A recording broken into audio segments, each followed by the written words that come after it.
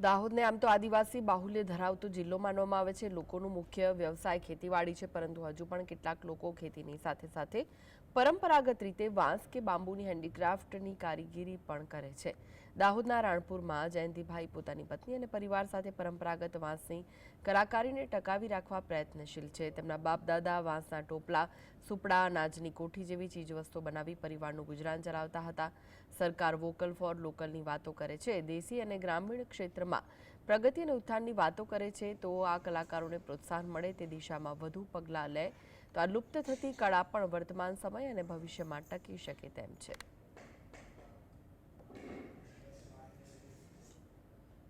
તો અમારું પ્લીઝ એટલી વિનંતી છે કે અમારા કામગીરીને અમારી કલા લુપ્ત થઈ રહી છે। ચાઇનીઝ વસ્તુ આજે લોકો વાપરે છે અને જે અમે જે બનાવીએ છીએ એ વસ્તુની કોઈ કદર નથી કરતા।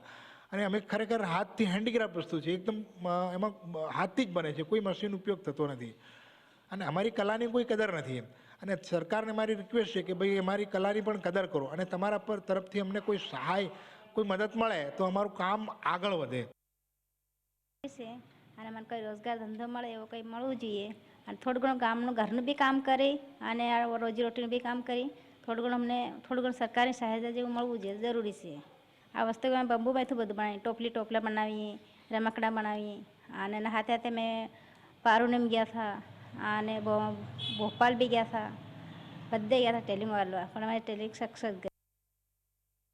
રાણાપુર ગામના જયંતિભાઈની વાત કરીએ તો એમના પરિવારના લોકો આજે પણ વાંસથી બનતી કલાકૃતિઓને જાળવવાની કોશિશ કરી રહ્યા છે, એના થકી રોજગારી મેળવવાની પણ કોશિશ કરી રહ્યા છે। પરંતુ આ કામની અંદર ખૂબ જ મહેનતનું કામ છે, ખૂબ જ લાગત થાય છે, એના અનુરૂપ એમને પૈસા મળતા નથી, એમની આવક થતી નથી। એમનું કહેવું અને માનવું છે કે જો સરકાર ખરેખર વોકલ ફોર લોકલ તરફ ધ્યાન આપે અને પ્રોત્સાહન આપે તો એમના જેવા કલાકારો દ્વારા આ જે કલાકૃતિ ધીરે ધીરે લુપ્ત થઈ રહી છે એ પણ જળવાઈ રહે અને આવા કલાકારોને રોજગાર પણ મળી રહે અને ખરેખર વોકલ ફોર લોકલની જે ઉક્તિ છે એ સાચા અર્થોમાં સહી સાબિત થઈ શકે।